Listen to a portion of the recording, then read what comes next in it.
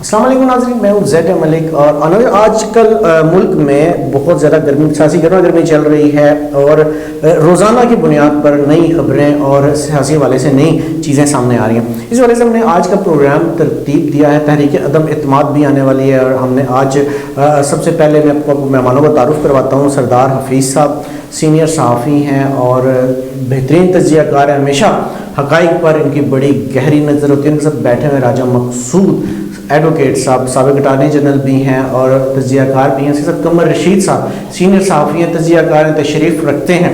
تو سب سے پہلا جو ہم جس چیز پہ بات کریں نا وہ ہے تحریک عدم اعتماد۔ تو ہم سب سے پہلے اپنے مہمانوں کی طرف یہی لے کر چلتے ہیں۔ سردار حفیظ صاحب، مجھے ہاں یا نہ میں صرف جواب دیجیے گا، ہاں یا نہ میں تحریک عدم اعتماد کامیاب ہوگی یا نہیں، ہاں یا نہ؟ بسم اللہ الرحمن الرحیم۔ ملک صاحب بہت بہت شکریہ۔ جہاں تک عدم اعتماد کا تعلق ہے تو یہ لگتا ہے کامیاب ہو جائے گی۔ آپ کے مطابق یہ کامیاب سب کامیاب ہوگی یا نہیں؟ تھینک یو ویری مچ ملک صاحب، آپ نے مجھے پروگرام انوائٹ کیا۔ میرے خیال سے اتنی بڑی گیم، پولیٹیکل گیم جو ہے وہ چل رہی ہے اور مجھے لگتا ہے کہ وہ کامیاب ہوگی۔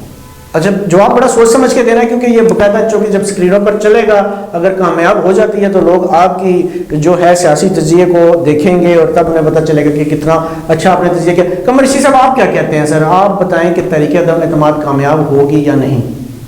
سر میں تو سمجھ رہا ہوں کہ یہ 50-50 ہے۔ یہ کبھی لگتا ہے کہ گیم اس طرف ہے، کبھی لگتا ہے کہ گیم اس طرف ہے۔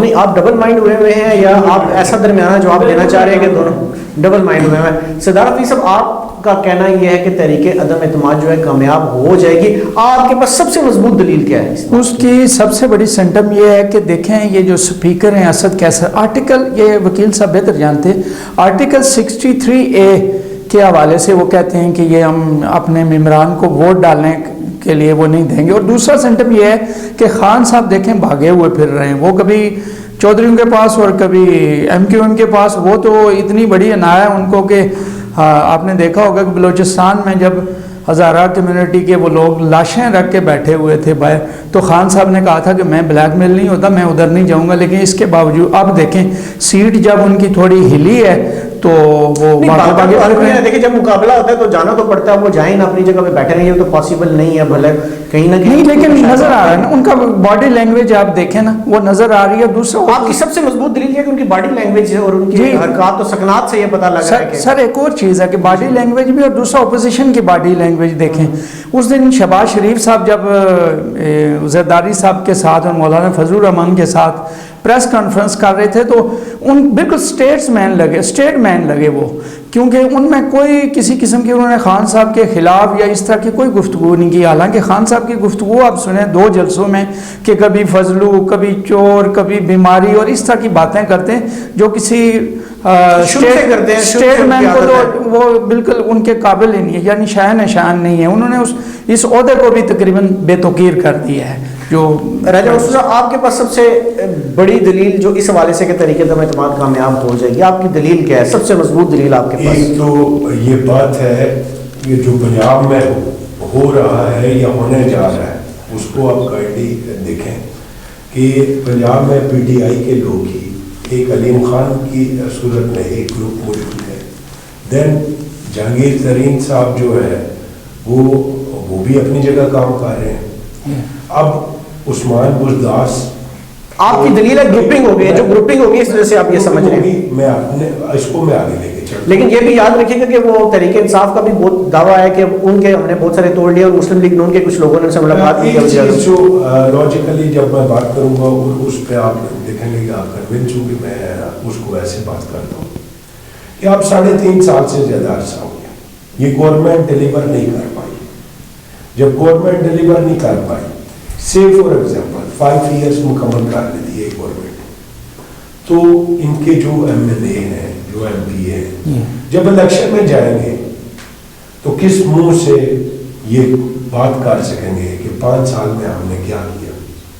یہ سب سے بڑی نہیں، یہ آپ کا کہنا یہ ہے کہ یہ چہرہ جو ہے سیو کیا جا رہا ہے PTI کا، آپ یہ کہنا چاہ رہے ہیں؟ किस सेंस में लेकिन ना सेव किया जा रहा है चेहरा कि वो जब आप टाइम पूरा नहीं होगा पहले ही जो गवर्नमेंट है कोलैप्स कर जाएगी और वो कहेंगे जी कि हमारा टेन्योर पूरा नहीं हुआ तो वो सेफ खेलेंगे ना। ये एक रीजन है और बहुत सारे एमएलए बहुत सारे एमपीएस और लीडरशिप में ये बात मौजूद है उनके जहनों में कहीं ना कहीं या वो एक्सप्रेसली भी ये बात करते हैं कि अगर 5 साल मुकम्मल होंगे तो हम किस साइड कैसे लोगों को ये कन्वे कर पाएंगे कि हम कितना परसेंट तब्दीली तो वो खुद ही यानी गवर्नमेंट के लोग खुद ही नहीं चाहते कि हम टेन्योर पूरा करें, आप ये कहना चाह रहे हैं? ये मैं ये 100% बात इस तरफ नहीं लेके जाऊंगा। मैं कह रहा हूं कि there is this is one of the biggest reason.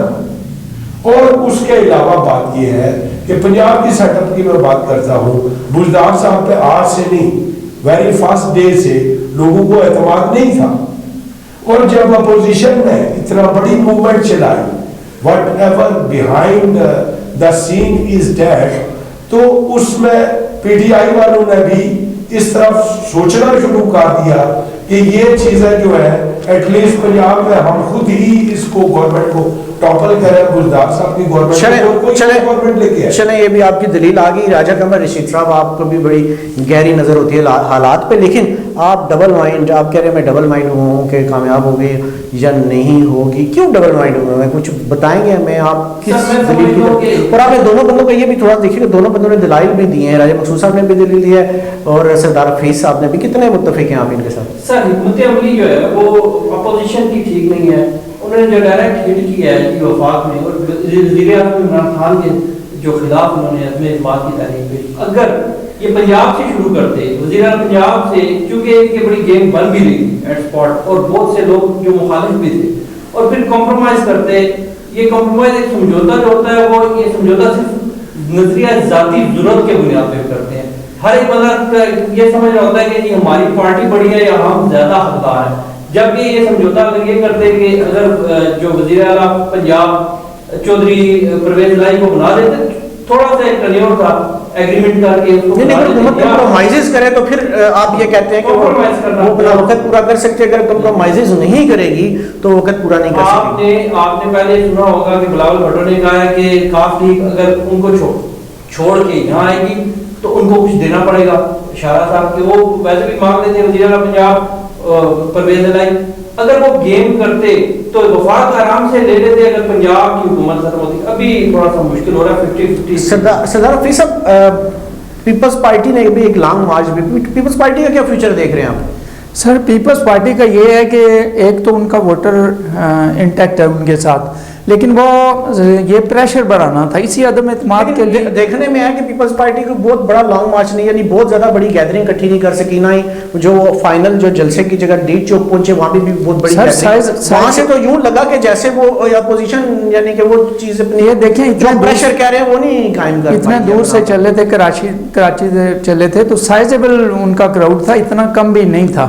एक देखिए पीटीआई के मुकाबले में कंपैरिजन किया जो पीपल्स पार्टी पीटीआई ने अपने दौर टाइम पे चलाया था, तो उसके मुकाबले में वो अब नहीं चला सकेंगे। अब तो जैसे कि लेकिन उनका सर बड़ा एक बात है कि ये वकील साहब ने जैसे बात की कि अब तो इनके एमपीए इसीलिए एमपीए एमएनए इसीलिए भाग रहे हैं, उन्हें कोई हमदर्दी नहीं आवाम से, वो इसीलिए भाग रहे हैं कि उन्हें पता है कि हम आगे जाके बेचेंगे क्या इस वक्त।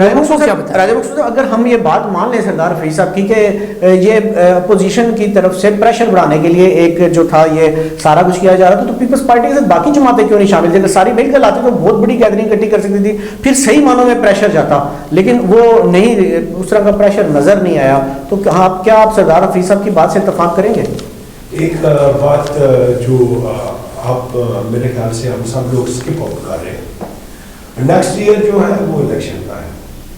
पीपल्स पार्टी ने इलेक्शन लड़ना है मुस्लिम लीग के खिलाफ, मुस्लिम लीग ने लड़ना है पीपल्स पार्टी के खिलाफ, बाद जगहों पे पीपल्स पार्टी लड़ेगी पीटीआई के खिलाफ। तो कहने का मतलब ये है कि ये जो कहीं इत्तेहाद भी होता नजर आ रहा है वैसे इलेक्शन में, अगले इलेक्शन में इन जमातों का आपस में इलेक्शन में इत्तेहाद होता नजर आ रहा है? नहीं, मुझे नहीं लगता कि कहीं पे भी जो वो किसी लोकल एरिया में तो आप सीट एडजस्टमेंट की शायद कोई बात चल पड़े, लेकिन मुझे नहीं लगता कि ये जो मेजर पार्टीज हैं ठीक है, पीपल्स पार्टी या मुस्लिम लीग, इनके दरमियान में कोई सिर्फ इलेक्शन लड़ने के हवाले से कोई इत्तेहाद नेक्स्ट इलेक्शन में भी कोई बात नहीं। नहीं, कमर रशीद साहब मुझे बताइएगा, क्या अगले इलेक्शन में भी इसी तरह पीपल्स पार्टी आएगी और मुस्लिम लीग नून आएगी, आपस में ऐसे ही वो बयानबाजी होगी जैसे पिछले इलेक्शन में या उससे पहले नजर आती रही है, वो एक दूसरे को चोर भी बोलेंगे, उसको घसीटने का भी बोलेंगे, अगले इलेक्शन में भी वही माहौल होगा या जमातें यकजा नजर आएंगी? क्या देखते हैं आप इस हवाले से? देखिए सर, इस वक्त जो बहुत बड़ी खूबसूरती इस मुल्क में आ गई कि एक तीसरी, पहले दो हम कहते थे दो जमाती नजरिया, नून लीग और पीपल्स पार्टी, आज पीटीआई भी आ गई है मैदान में, और पीटीआई भी आई बड़े मेजॉरिटी में, बहुत अच्छे वोट्स लेके आई। इसके साथ पैरेलल बहुत से और छोटी छोटी जमातें वो भी अब ममाद वजूद में आ गई हैं, इसलिए बहुत खूबसूरत है अब निज़ाम होगा। लेकिन जो ज़ाहिर पीपल्स पार्टी और नून लीग और ये जो पीडीएम है, अगला इलेक्शन तो मिल के लड़ेंगे पीटीआई के खिलाफ, पीटीआई को खत्म करने के लिए, लेकिन पीटीआई अपना वजूद रखेगी और आइंदा भी पीटीआई जो वो कहीं ना कहीं आपको अपोजिशन में नजर आएगी। या अब कुछ ना गुजारी बात है, एक पार्टी तो बन चुकी है, बड़ी पार्टियों में से एक पार्टी है वो बन चुकी है पीटीआई, बिल्कुल दुरुस्त कह रहे हैं। जैसे कमर रशीद साहब ने कहा, सरदार फैज साहब, बहुत सारी छोटी छोटी पार्टियां भी सामने आ गई हैं, किसी और शख्सियत को आप इस तरह सामने आते देखते हैं? ये छोटी पार्टियां जो है ना, जिस तरह कमर साहब ने बात की, छोटी पार्टियां, ये इसको खूबसूरती ना कहें, इसमें ब्लैक मेलिंग के दरवाजे खुल जाते हैं। बड़ी पार्टियां नहीं, लेकिन मुकाबले में पॉलिसी लेके आते हैं, और दूसरा नहीं पड़ती है मुकाबले की जब दूसरी इन्होंने पीटीआई की बात की कि मैदान में आ चुकी है, मैं तो कहता हूँ वो मैदान से अब जा रहे हैं वापस, और उनकी वही पोजीशन होगी कि एक आध सीट खान साहब की निकलेगी, क्योंकि 2018 में जो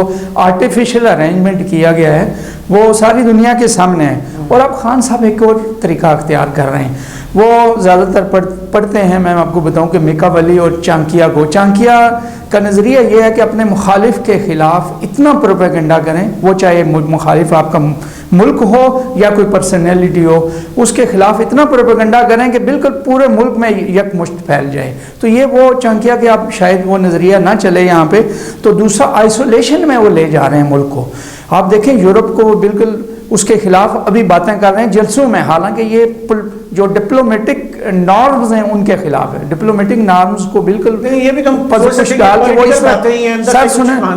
इस तरह बातें करके वो आइसोलेशन में मुल्क को धकेल रहे हैं, ताकि कल जो नया आए उसके लिए मसाइल खड़े हों और लोग फिर कहें यार इमरान का दौर अच्छा था। यानी वो सिर्फ ये टेक्निक। क्या आप मुत्तफिक हैं सरदार फैज साहब के साथ के आगे तहरीक इंसाफ सिर्फ एक ही सीट निकाल पाएगी और बाकी उसका कोई हिस्सा सियासत में नहीं रहेगा? मेरे ख्याल से एक बात आपको अर्ज कर दूं, वो ये है कि मुझे ऐसे लग रहा है कि पीटीआई इलेक्शन कैंपेन नहीं कर पाएगी। जो हम प्रीवियसली हमारे मुल्क में जो स्ट्रेटजी जो अडॉप्ट की जाती है उसको मद्देनजर रखा जाए, तो मुझे नहीं लगता कि पीटीआई जो है अच्छे तरीके से कोई कैंपेन रन आउट कर पाए। उसका नुकसान क्या होना है? उसका नुकसान ये होना है कि बहुत सारे लोगों ने, पीटीआई के लोगों ने आज़ाद लड़ना है या किसी दूसरी पार्टी में जाके टिकट अप्लाई करना है, उनके टिकट्स पे ये लोग लड़ेंगे। तरीके साहब को बहुत आदमी पीछे जाते थे। कमर रशीद साहब क्या कहते हैं, पीटीआई बाकी वाइट वॉश हो जाएगी जैसे दोनों हजरात कह रहे हैं? जी, वाइट वॉश तो नहीं होगी। कोई भी जब जमात बनती है तो जाहिर बात है उसके पीछे जितनी भी ताकतें होती हैं या उनके पास जो फंड्स होते हैं या जो उन्होंने सेविंग की होती है वो लगाते हैं। वाइट आउट बिल्कुल आउट नहीं होंगे, उनका वजूद रहेगा। कुछ एमएनए, कुछ एमपीए उनकी सीटें निकालेंगे, जैसे अब नाम लूँ तो खान साहब अपनी सीट भी मियां वाली की उनकी वो वहाँ से बीट नहीं कर सकते। नहीं, सरदार फैज साहब ने शायद वो निकाले। अच्छा, बहरहाल आपने नाज़रीन हमारे तीनों जो है मेहमानों की तजिया सुना तरीके। दूसरा एक और बात है सर, और जी सरदार फैज साहब आप, हाँ, वो कहते हैं ना आर्टिकल 63 के तहत वकील जो स्पीकर है वो डिस्क्वालीफाई कर देगा अपने एमएनएस को, तो ये बिल्कुल गलत बात कर रहे हैं। ये मिनिस्टर भी इनकी बात कर रहे हैं। स्पीकर का काम है, स्पीकर ऑफिस जो है वो पोस्टमैन होता है, एक पोस्ट ऑफिस की तरह काम करता है, उसने रेफरेंस आगे भेजना होता है। और जब एक ग्रुप में एक थोड़ी सी मिसाल देता हूँ कि शहबाज शरीफ ने साहब ने एक यूनिफिकेशन ब्लॉक बनाया था, वो उन्होंने 5 साल उसके साथ पूरे किए। जब पीटीआई का एक धड़ा टूट के दूसरी साइड पे आए تو یہ اس کو ڈسکوالیفائی نہیں کر سکتے. پھر وہ بالکل درست کہہ رہے ہیں سردار صاحب, آپ اس طرح دھڑا ٹوٹ گیا ہے تو پھر ڈسکوالیفائی نہیں کیا جا سکتا, لیکن ہر کوئی ظاہری بات ہے ہر اپنے امکانات کو بھی دیکھتا ہے اور اپنے امکانات کے حوالے سے اس کے اوپر ورکنگ کرنے کی کوشش بھی کرتا ہے اور اپنی بھرپور کوششیں کرتا ہے. جیسے کل ہم نے دیکھا کہ کل کافی ذرا ہنگامہ ہوا اسلام آباد میں, اور امید کرتے ہیں کہ آئندہ اس طرح کے ہنگامے نہیں ہوں گے جو ملک میں انارکی کا باعث بنے. انشاءاللہ بہت جلد اگلے پروگرام سے پھر حاضر ہوں, تب تک کے لیے اجازت دیجیے, اللہ حافظ.